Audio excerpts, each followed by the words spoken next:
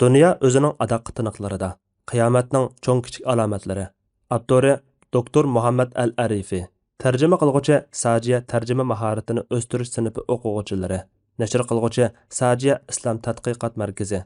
Muharriri Doktor Abdul Aziz Rahmatullah A9. Korrektori Abduvali Abliz Muhammad Barat.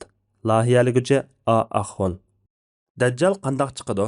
Yuqorqi sahifalarda bayon qilingan Tamim ad-Dari radhiyallohu anhuning hadisidagi Dajjal va Jassasning hikoyasida mundaq bayonlar kelgan. Dajjal ta hozirgacha dengiz orollarining biriga so'langan. U payg'ambar sallallohu alayhi va sallamning zamonida hayot bo'lib, qomati nihoyat yo'g'on bir kishi edi. Tamim ad-Dari radhiyallohu anhu uni 30 ar bilan ko'rganda, u zanjir bilan bog'langan edi.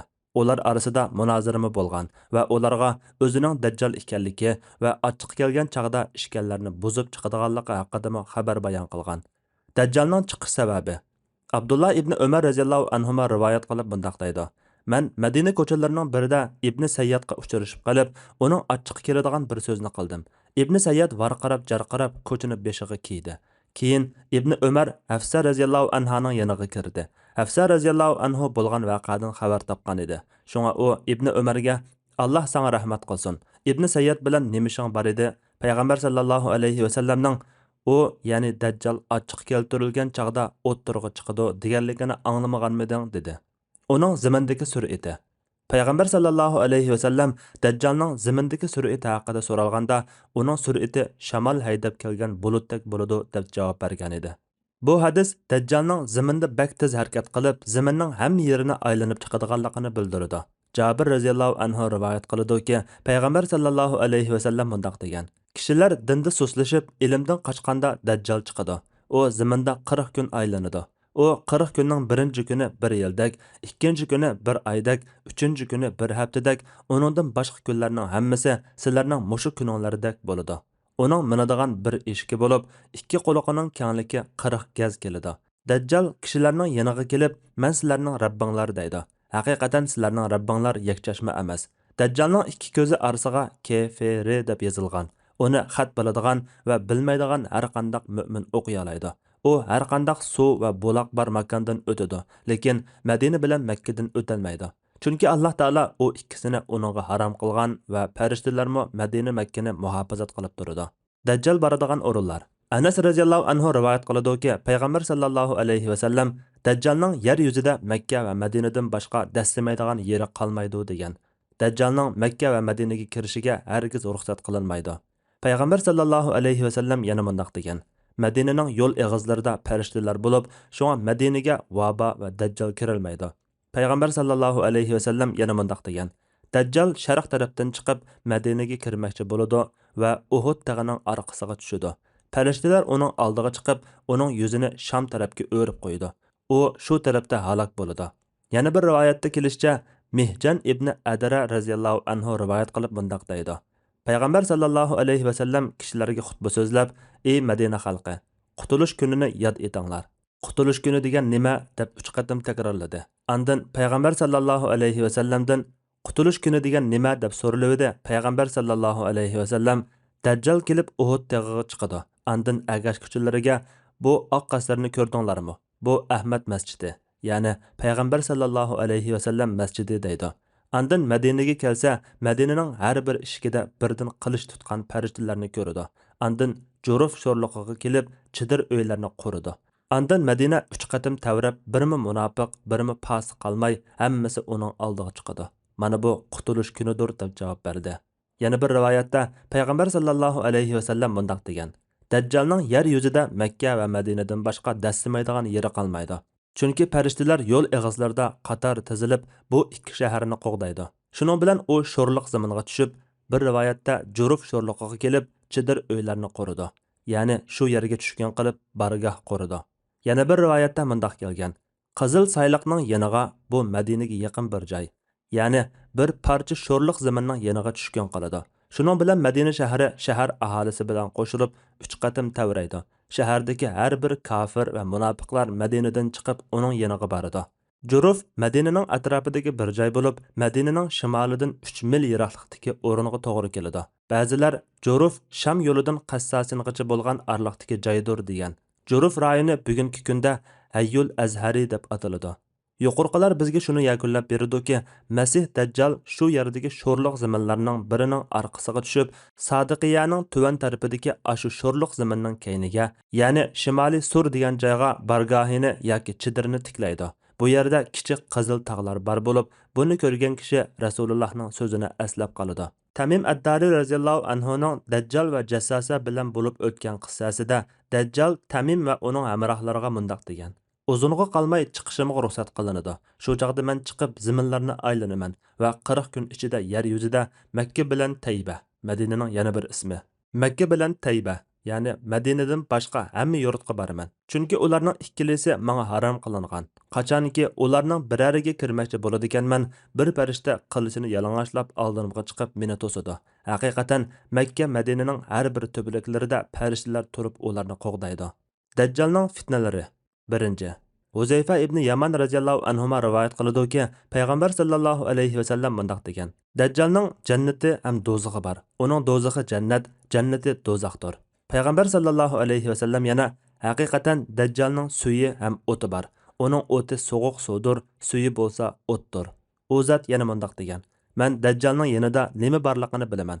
Uning ikki daryosi bor. Birida qarmoqqa ap-oq suv ko'rinadi, yana birida bo'lsa qarmoqqa lavuldab turgan o't ko'rinadi. Sizlardan birov uningga yo'liqib qolsa, o't ko'ringaniga kirib ko'zini yumsin-da, andin beshini o'tga egib, past qilib uningdan ichsin. U haqiqatan so'g'uq suvdir. Yana bir rivoyatda kishilar suv deb ko'rgani amaliyotda kuyayotgan o'tdir.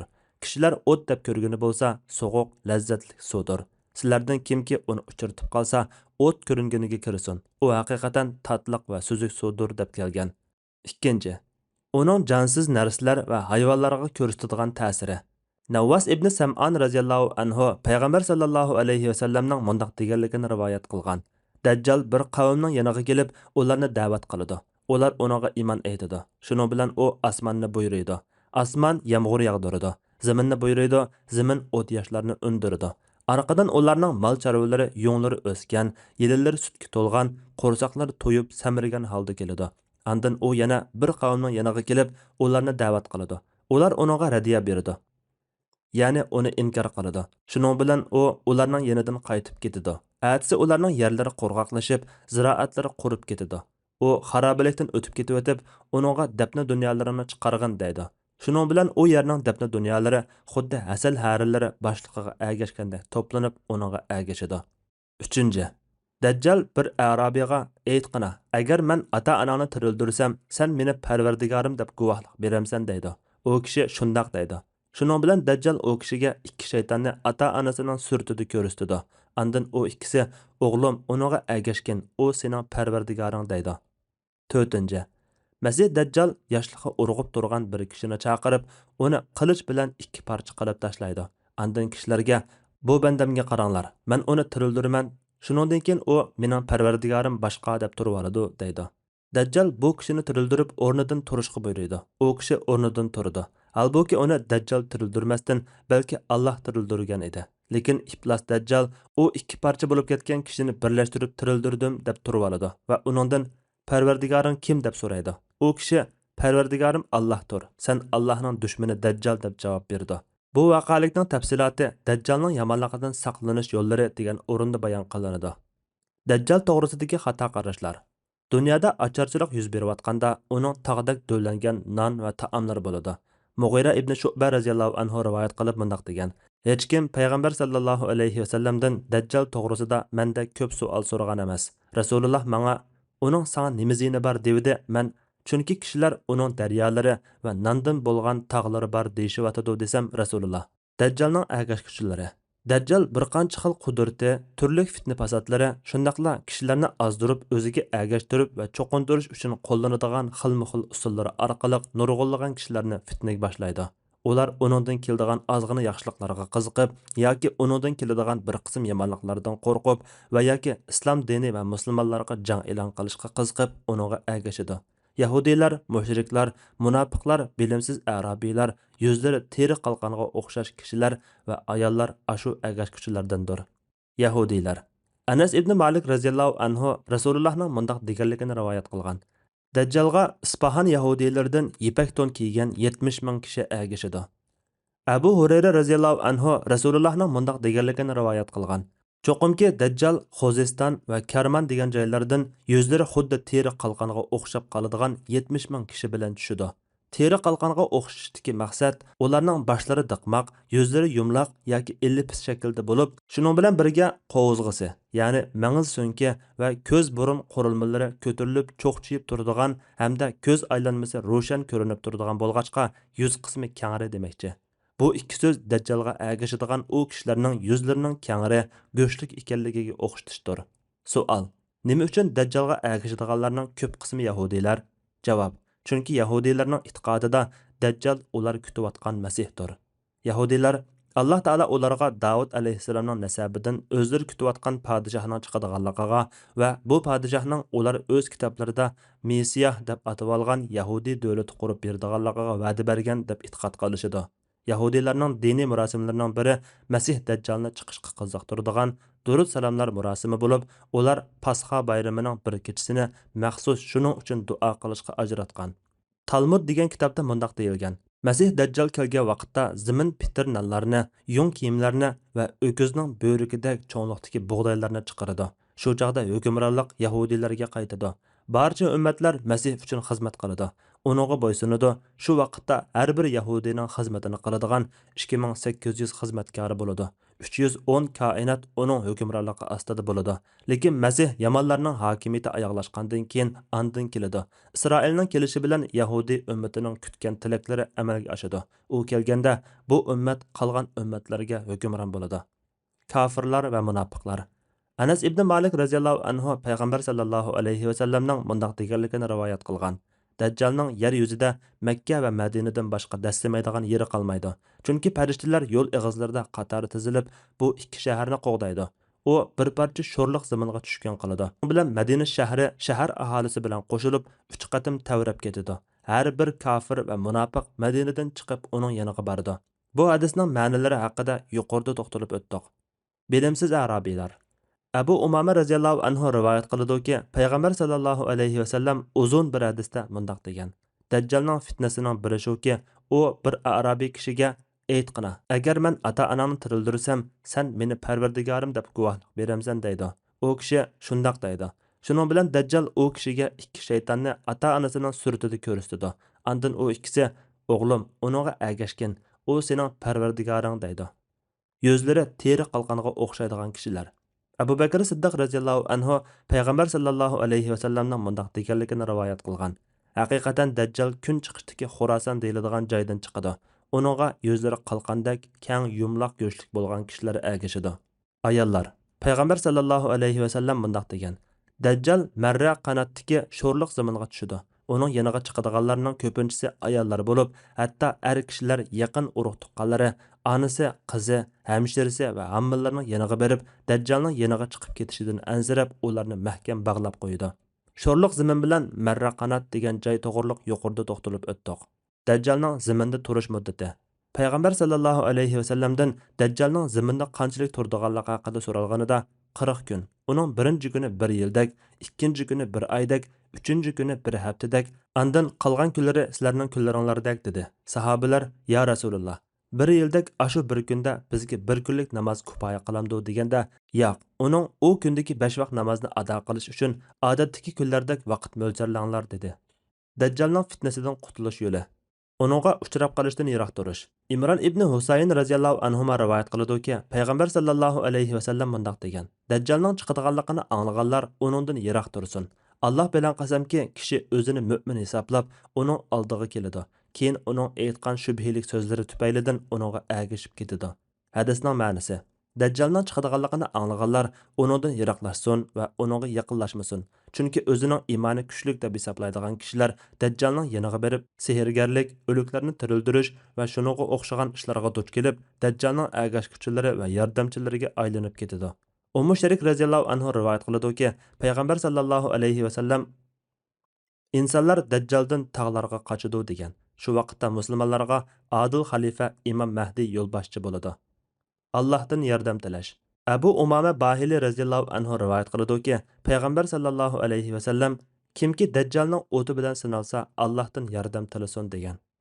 Allohning ism va sifatlarini bilish. Chunki Dajjal yakchashmadir. Allah yakchashma emasdir. Allah barliq ayib nuqsonlardan pakdir. Haq Taala aytadi: "Hech shay'i Allohga o'xshash emasdir. Allah hammani anglab turg'uchidir, hammani ko'rib turg'uchidir." Shura surasi 11-oyat. Kahf surasining avvalgi 10 oyatini o'qish. Abu Darda radhiyallohu anhu rivoyat qiladi-ki, payg'ambar sallallohu alayhi vasallam mundaq degan: Kimki Kahf surasining 5dan 10 oyatni yodga olsa, Dajjalning fitnasidan saqlanadi. Bu 10 oyat munolardir. Jimi hamdu sana Allohga xosdirki, Allah insonlarni o'z tarafidan bo'lgan qattiq azobdan ogohlantirish, yaxshi amallarni qilgan mu'minlarga obdan mukofot, ya'ni jannat berdiganligi bilan xush xabar berish uchun bandasi, ya'ni payg'ambari Muhammadga to'g'ri, hech qanday qing'irlik, ya'ni ixtilof, ziddiyat bo'lmagan Qur'onni nozil qildi. Ular, ya'ni yaxshi amallarni qilgan mu'minlar jannatda mangu qoladi. Allohning balasi bor deguchilarni ogohlantirdi. Ular va ularning ota-bovalari bu bo'htonlarda hech qanday ma'lumotga ega emas. Ularning og'izlaridan chiqqan so'z nima degan cho'ng, ular faqat yolg'onni aytadi. Agar ular Qur'onga iymon aytmasa, afsuslanib ularning iymondan yuz o'rganligidan o'zingni halok qilib etishing mumkin. İnsanlarning qaysilarining amali eng yaxshi ekanligini sinash uchun biz haqiqatan yer yuzidagi shaylarning hammasini yer yuzining zinnati qildik. Biz cho'qim yer yuzidagi dal-daraxt, tog' va bino qatorliq narsalarning hammasini yo'q qilib, yer yuzini tub-tuz bayovonga aylantiramiz. Ashabul Kahfni va raqam, ya'ni Ashabul Kahfning ismlari yozilgan taxtini bizning qudratimizni ko'rsatib beradigan alomatlarimiz ichidagi eng qiziqi deb qaradingmi? O'z vaqtida bir qancha yigit g'arni panoh joy qilib oldi. Ular Parvardigorimiz bizga rahmat xazinalaringdan ato qilgan. Bizning ishlarimizni tuzab, bizni hidoyat topquchilardan qilgan dedi. Navvas ibn Sam'an radhiyallohu anhu rivoyat qiladi-ki, payg'ambar sallallohu alayhi vasallam mundaq degan: Sizlardan kimki uni, ya'ni Dajjalni ko'rsa, uningga Kahf surasining 5idagi oyatlarni o'qisin. Buning sababi to'g'risida ba'zilar Kahf surasining 5ida Alloh taolaning g'ardagi bir qancha yigitlarni ularga zulm qilmoqchi bo'lgan haddidan oshquchi zolimdan amin qilganligi bayon qilinganligi uchun desa, yana ba'zilar bu 10 oyatda Ashabul Kahf g'ardagi yigitlarning ajoyib g'aroyib qissasi va ularning qanday qutulganligi so'zlanib, musulmonlarga Dajjal bilan uchrashganda qanday qilish kerakligini eslatadiganlik uchun bo'lsa kerak deb bayon qilishgan. Kahf surasini to'liq o'qish.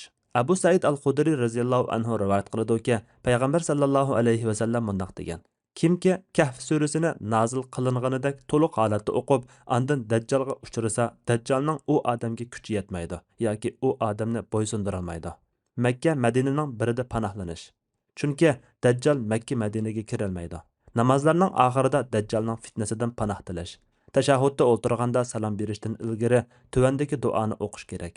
Ey Allah, sana sığınıp do'zax azobidan, qabr azobidan, hayotliq va mamotliq fitnasidan, Dajjalning fitnasidan panoh tilayman. Dajjaldan saqlanish uchun Dajjalning ishini bayon qilib turish. Saib ibn Jassama radhiyallohu anhu rivoyat qiladi-ki, payg'ambar sallallohu alayhi vasallam Dajjal kishilar uning gapini qilmaydigan bo'lib ketganda chiqadi degan. Shar'iy ilm bilan qurollanish. Alloh taologa iymon etish bilan birga shar'iy ilmlar har qanday fitnaning, shundaqla Dajjalning fitnasining oldida qurol bo'ladi. Payg'ambar sallallohu alayhi vasallam tilga olgan Madinalik Batur mu'min yoshning Dajjalga yuzlanish qissasida bizga fitnalardan saqlanishda iymon bilan birga bo'lgan ilmning qanchalik ahamiyati borligini bayon qilib berdi. Abu Said al-Khudri radhiyallohu anhu rivoyat qiladi-ki, payg'ambar sallallohu alayhi vasallam mundaq degan: Dajjal chiqadi, ammo uning Madinaga kirishi cheklanadi. Shuning uchun Madinaning atrofidagi sho'rliq bir yerga tushadi. U kuni insonlarning eng yaxshisi uning oldiga chiqib, guvohlik beramanki, sen payg'ambar sallallohu alayhi vasallam bizga so'zlab bergan Dajjalsan deydi. Dajjal boshqalarga qarab, nima deysizlar? Men bu odamni o'ltirib, ondan tirildirsam, bu ishdan shubhilanamsizlar deb so'raydi. Ular yo'q deydi. Shuning bilan Dajjal uni o'ltirib, ondan tirildirdi. Yana bir rivoyatda Dajjal uni qilich bilan chepib, o'ttirdan ikki parcha qilib etadi. U odam qayta tirilgandan keyin Dajjal uni chaqirdi. U odam kulgan holatida kelib, Alloh bilan qasam qilamanki, bugun men sening haqiqiy abdi basharani tunib yetdim deydi. Yana bir rivoyatda Dajjal maydoniga kelganda mu'minlardan bir kishi Dajjal tarafga yuzlanadi. Uningga Dajjalning payloqchilari yo'liqib, "Nega bormoqchisan?" deydi. Mu'min Dajjalning yoniga deydi. Ular "Bizning Rabbimizga iymon keltirmamsan" deydi. Mu'min "Rabbimiz yoshirin emas" deydi. Ularning ba'zilari "Uni o'ldiringlar" desa, yana ba'zilari Rabbinglar sizlarni ruxsatsiz biror odamni o'ldirishinglarni man'iy qilgan emasmi deydi. Ular u mo'minni Dajjalning oldiga ilib bordi. Mo'min Dajjalni ko'rganda, "Ey xaloyiq, payg'ambar sallallohu alayhi va sallam so'zlab bergan Dajjal mana mushu" deydi. Dajjalning buyrug'i bo'yicha u qo'ziqlarga esib qo'yiladi. Yana uni tutib bosh ko'zlarini yeringlar deydi. Mo'minning qo'rsoq dumbillariga rasa uriladi. Dajjal "Menga iymon aytamsan" deydi. Mo'min "Sen kazzob Dajjalsan" deydi. Buyruq bilan uning o'ttirisidan hardilib ikki parcha qilib etiladi. Andin Dajjal hardilib ikkiga bo'lingan jasadning o'ttirisida mengib mo'minga tur deydi. Mo'min o'rnidan sapsaq holatda turdi. Dajjal mo'minga "Menga iymon keltiramsan" deydi.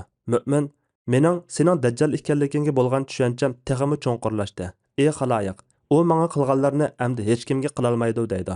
Dajjal uni bo'g'izlamoqchi bo'lganda Alloh mo'minning bo'ynidan o'qrash so'nkigacha bo'lgan yerlarni tushdan qilib qo'ydi. Dajjal mo'minni o'ltirolmaydi. Uning ikki qo'li ikki putidan tutib tashlaydi. Kishilar Dajjal uni do'zaxga tashladi deb gumon qiladi-yu, amaliyotda u jannatga tashlangan bo'ladi. Ondan Rasululloh mundaq degan: "Bu olamlarning parvardigori bo'lgan Allohning nazarida shahid bo'lganlarning eng ulug'i hisoblanadi." Bu hadis shar'iy ilmlarni o'rganishning muhimligini bildiradi. Chunki hadisda tilga olingan yosh yigit Dajjal to'g'risida ma'lumotga ega bo'lmagan bo'lsa edi, Dajjalni bilolmagan bo'ladi. Shunga nahaq ish qilguvchilarga qarshi turadigan har bir odam shar'iy ilmlar bilan qurollanishi kerak. Bu yosh Dajjalni aniq bilib, Dajjaldan boshqa kishining mushundoq o'ltirishni ilib bormaydiganligini jazmlashtirgan. Chunki bu yosh talibul ilmi bo'lib, hadis o'qigan, shundaqla o'zining hadisda ko'zi tutilgan yosh ekanligini bilgan. Dajjal maydoniga kelgan vaqtda uning bilan urushish uchun mo'minlardek hozirlik ko'rish. Abu Hurayra radhiyallohu anhu rivoyat qiladi-ki, payg'ambar sallallohu alayhi va sallam mundaq degan: "Ular rumliqlar bilan urushib bo'lib, Dajjal bilan urushish uchun saf tuzib turishiga namozga takbir aytiladi. Shu vaqtning o'zida Isa alayhissalom tushib, ularga imom bo'ladi." Huzayfa ibn Asid radhiyallohu anhu rivoyat qilib mundaq deydi: Payg'ambar sallallohu alayhi va sallam Dajjalning chiqadiganligi, Mahdi va uning ergashuvchilarining Dajjal bilan urush qilishga tayyorlanadiganligi haqida mundaq degan: Dajjal hatto Madinaning yeniga keladi. Madinaning sirtini qo'l ostiga kirgizib bo'ladi, lekin Madinaning ichiga kirolmaydi. Keyin Iliya, ya'ni Baytul Muqaddas tag'iga kelib, bir to'p musulmonlarni muhosiraga elib oladi. Mu'minlar qattiq qiyinchilikqa duchor bo'ladi. Ularga bosh bo'lganlari bu zolim bilan urush qilmay nimani kutib turamiz? Uning bilan urush qilib ya shahid bo'layli, ya Alloh bizga g'alaba ato qilar deydi. Shuning bilan ular tong atgan chaqda uning bilan urush qilishga birlikka keladi. Andan ular tong atqizadi va Isa alayhissalomning o'zlari bilan birga ekanligini bayqaydi. Musulmonlar Dajjalga yo'liqqanda qiladigan bir qism ishlar. Abu Umama Bahili radhiyallohu anhu payg'ambar sallallohu alayhi va sallamning mundaq deganligini rivoyat qilgan. Uning ikki ko'zining orasida kafiri degan so'z yozilgan bo'lib, uni har qanday mu'min o'qiy oladi.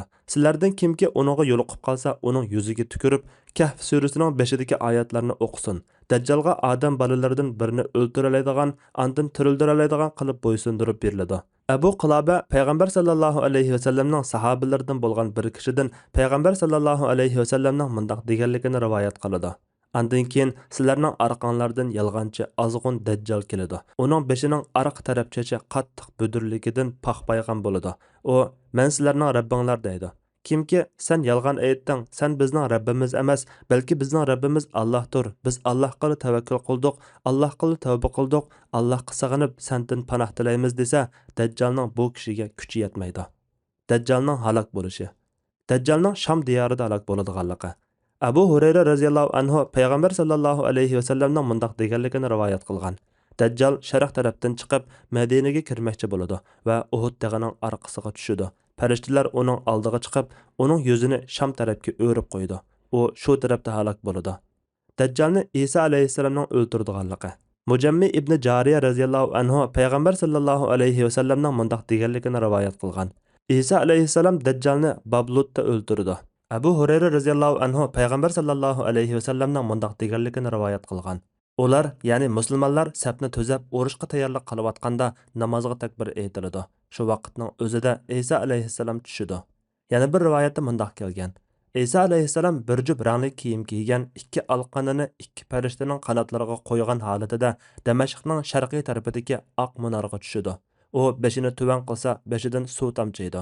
Beshini ko'tarsa, marvoyatdek suzuk suv tomchilari to'kiladi. Uning tiniqini hidlagan kofirlarning hech biri hayot qolmaydi. Isa alayhissalomning tiniqi ko'zi ko'rgan yerlargacha boradi. Demak, uning ko'zi yetgan joylarning doirasidagi kofirlarning hammasi o'ladi.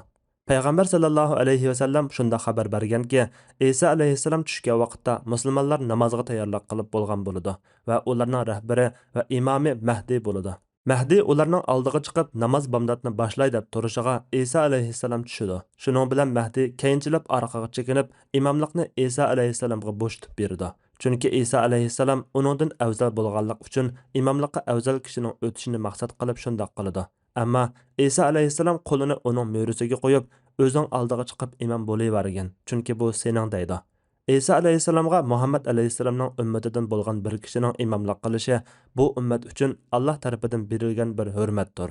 Shuning bilan ularning imomi ularga namoz o'qib berdi. Namozni o'qib bo'lgan chaqda İsa alayhissalom eshikni ochinglar deb buyurdi. Ular eshikni ochdi va eshikning oldida Dajjal va qo'lida yaltiroq qilich tutgan 70 ming yahudiyning turg'unini ko'rdi. Dajjal İsa alayhissalomni ko'rishi bilan tuz suvda erigandek erishga boshlaydi. Şuna o o'rnidan chachrab chiqib qochib ketadi. İsa alayhissalom uni babluta tutib o'ldirganida u tuz suvda erigandek erishga boshlaydi. Lekin İsa alayhissalom uni u erib bo'lishdan ilgari tutadi va qo'lidagi nayza bilan uni o'ldirib, nayzadagi qon yo'qini ularga ko'rsatib qo'ydi. Ondan Alloh taolo Yahudiylarni mag'lub qiladi. Yer yuzida Yahudiylar yoshirinib oldigan qandoqli narsa bo'ladi ekan, Alloh uni so'zlatkazadi. Lekin G'arqat darxi buning sirtida. U Yahudiylar darxining bir turidir. Yana bir rivoyatda Huzayfa ibn Asad radhiyallohu anhu payg'ambar sallallohu alayhi vasallamning mundoq deganligini rivoyat qiladi. Dajjal hatto Madinaning yeniga keladi. Madinaning sirtini qo'l ostiga kirgizib bo'ladi, lekin Madinaning ichiga kirilmaydi. Keyin Iliya, ya'ni Baytul Muqaddas tag'iga kelib, bir to'p musulmonlarni muhosiraga elib oladi. Mu'minlar qattiq qiyinchilikqa duchor bo'ladi. Ularga bosh bo'lganlari bu zolim bilan urush qilmay nimani kutib turamiz? Uning bilan urush qilib ya shahid bo'layli, ya Alloh bizga g'alaba ato qilar deydi. Shuning bilan ular tong atgan chaqda uning bilan urush qilishga birlikka keladi.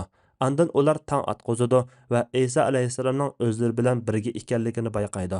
U rukudan beshini ko'targanda Alloh hamda aytquchilarning hamdasini anglab turadi. Alloh Dajjalni o'ldiradi. Musulmonlar g'alaba qiladi deydi. Andan u Dajjalni o'ldiradi va uning hamrohlarini mag'lub qiladi. Hattoki daraxt, tosh va laylar, "Ey mu'min, bu Yahudi mening yenimda, uni o'ldirgin" deydi. Yana bir rivoyatda uni babluta tutib o'ldirdi deb kelgan. Andan keyin Isa alayhissalomning yoniga Dajjalning fitnasidan saqlanib qolgan bir qavm keladi. Isa alayhissalom ularning yuzlarini silaydi va ularga jannatdagi darajalarga qarata xitob qiladi. Ana shu chaqda Alloh taolo Isa alayhissalomga vahiy qilib, "Men bir toifa bandalarimni chiqardimki, hech kim ularga teng kelolmaydi. Shunga sen bandalarimni, yaningdagi mu'minlarni tur tig'iga elib kel" deydi. Bu bir bo'lik kishilar Yajuj Majujlardir. Ular haqida keyin tafsili bayon qilinadi. Kishilarning Dajjal bilan eng qattiq urishadiganlari.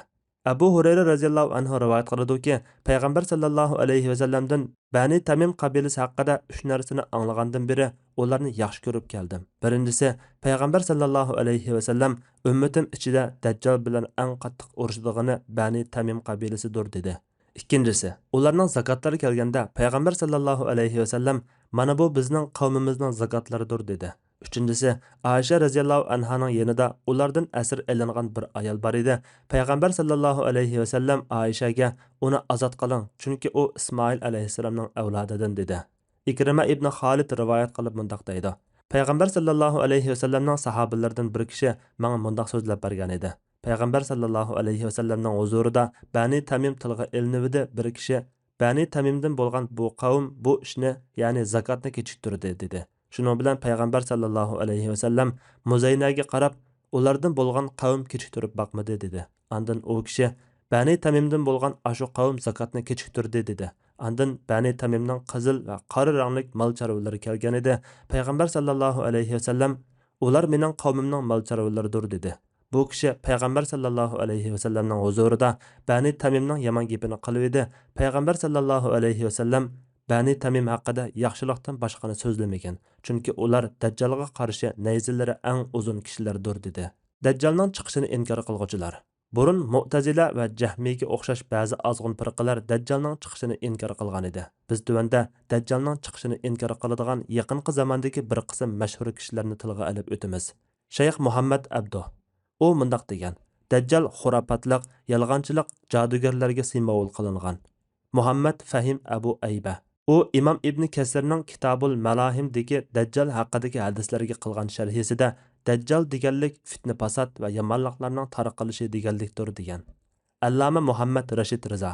Allama Muhammad Rashid Riza ilm va fazilat egasidir. U Dajjal chiqadi, lekin uning bilan birga hech qanday fitna fasod bo'lmaydi degan. Lekin u mushu masalada xatolashgan, chunki qiyomatning alomatlaridan bo'lgan biror ishni inkor qilish og'ir xatolikdir.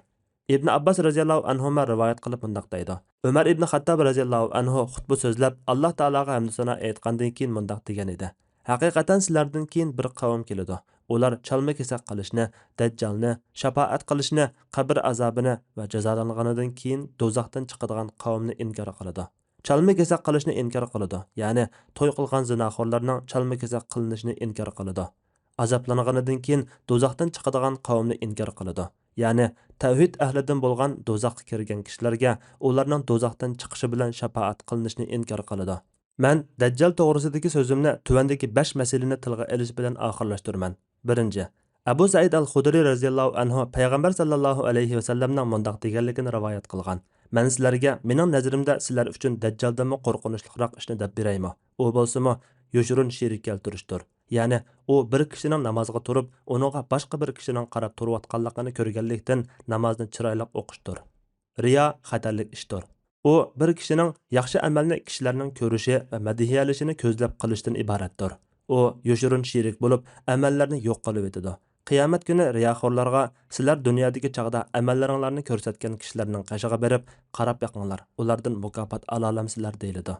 Ikkinchi, Abu Hurayra radhiyallohu anhu payg'ambar sallallohu alayhi va sallamning mundaq deganligini rivoyat qilgan: Ummatim uchun Dajjaldan qo'rqinchliroq bo'lgani ozdirg'uvchi yo'lboshchilardir. Ozdirg'uvchi yo'lboshchi va rahbarlarning ummatga bo'lgan xatari nihoyat cho'ngdir. Agar kishilarga bosh bo'lgan va ularga ta'sir ko'rsatadigan kishilar ozg'un bo'lsa, ularning to'nidagi kishilarmi ozidi.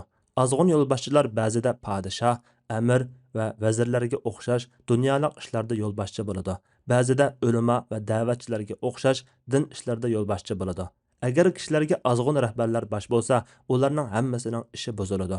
Uchinchi, Imron ibn Husayn radhiyallohu anhu payg'ambar sallallohu alayhi va sallamning mundaq deganligini rivoyat qilgan: Ummatimdan bir toifa kishi toki ularning oxiri Dajjal bilan urushqaniga qadar ularga tajovuz qilgan kishilarning ustidan g'alaba qilgan holda haq ustida turib jihad qilib turdi.